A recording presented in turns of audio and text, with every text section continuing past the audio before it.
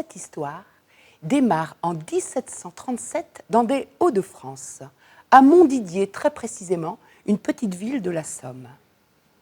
Ce jour-là, naît Antoine, Antoine Parmentier. Antoine qui grandit dans une famille aimante avec ses parents, ses frères et sœurs. En grandissant, Antoine a deux passions, les livres et les plantes.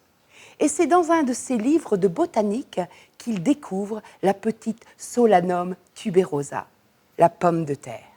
Et on ne sait pas pourquoi, mais entre Antoine et cette petite pomme de terre, ça a été le coup de foudre. Il avait 10 ans et il savait déjà qu'il vouerait sa vie à la pomme de terre.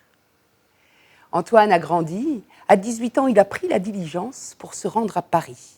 Là, il s'est fait embaucher comme pharmacien. Mais dans sa tête trottait toujours l'idée de la petite pomme de terre.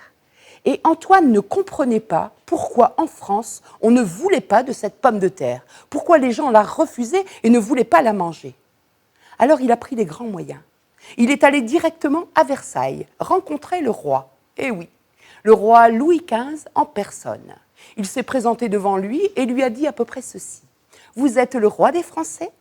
Je suis le roi de la pomme de terre. À nous deux, nous allons changer le monde. » Et là, le roi l'a regardé, un peu étonné, ce jeune homme, là, bizarre, qui venait lui parler de pommes de terre. Changer le monde, jeune homme, avec une pomme de terre ? Voyons, voyons, j'ai bien d'autres choses plus importantes à faire. Vous savez, je dois agrandir Versailles, je dois organiser des repas, j'ai de la politique à faire. Alors vous savez, votre petite histoire de pommes de terre ne m'intéresse guère. Allez, vous êtes bien sympathique, je vous offre un poste de pharmacien dans le plus grand hôpital parisien. Et puis tenez, si vous le voulez, un très bel appartement. C'est tout ce que je peux faire pour vous. Maintenant, laissez-moi, jeune homme, j'ai ma sieste de roi à faire. Antoine est sorti de Versailles déçu. Bien sûr, il avait un nouveau job, un nouvel appartement, mais la patate, le roi ne l'avait pas compris, ne l'avait pas entendu. Alors, du coup, Antoine s'est plongé dans les livres, encore et encore. Il a écrit des thèses, il a écrit des mémoires. Il voulait prouver au monde entier que la pomme de terre était bonne pour la santé et qu'il fallait la manger à tout prix. Lorsque le roi Louis XV est mort, c'est Louis XVI, son petit-fils, qui est arrivé sur le trône. Et Antoine, évidemment, la première chose qu'il a faite, c'est de courir à Versailles pour se présenter au nouveau roi. Il a été reçu par Louis XVI en personne et par son épouse Marie-Antoinette. Mais cette fois-ci, ils l'ont entendu et ils l'ont compris. Finalement, cette histoire de pommes de terre, ce n'était pas si bête, c'était peut-être même une drôle de bonne petite idée. Alors, le roi lui a offert 2 lopins de terre dans Paris, où Antoine allait pouvoir enfin cultiver ses tubercules. Et Marie-Antoinette lui a ouvert tout grand les portes de la cuisine de Versailles. 3 fois par semaine, au menu, c'était pommes de terre pour les grands de ce monde.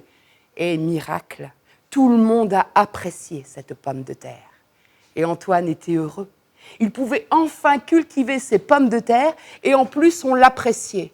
Oh, bien sûr, pour l'instant, ce n'était que les riches, mais Antoine savait qu'un jour, tout le monde pourrait en manger de cette pomme de terre et tout le monde l'apprécierait. Ah, l'histoire est étrange. Est arrivée la Révolution. Le roi Louis XVI et Marie-Antoinette ont dû partir, fuir Versailles. Antoine n'a pas voulu les suivre. Hein. Qui est-ce qui allait s'occuper de ces petites pommes de terre ? Non, il est resté là dans son champ. Et pour tout vous dire, Antoine, qui avait 56 ans, ne quittait plus son champ. Il passait là ses journées. Il dormait là dans sa petite cabane au fond du jardin. Il avait le corps tout ratatiné, à force de se pencher sur ses pommes de terre. Il était usé, malade. Il avait le teint terreux parce que manger de la pomme de terre, c'est bon pour la santé, mais manger que des pommes de terre, au bout d'un moment, ça commence à se voir.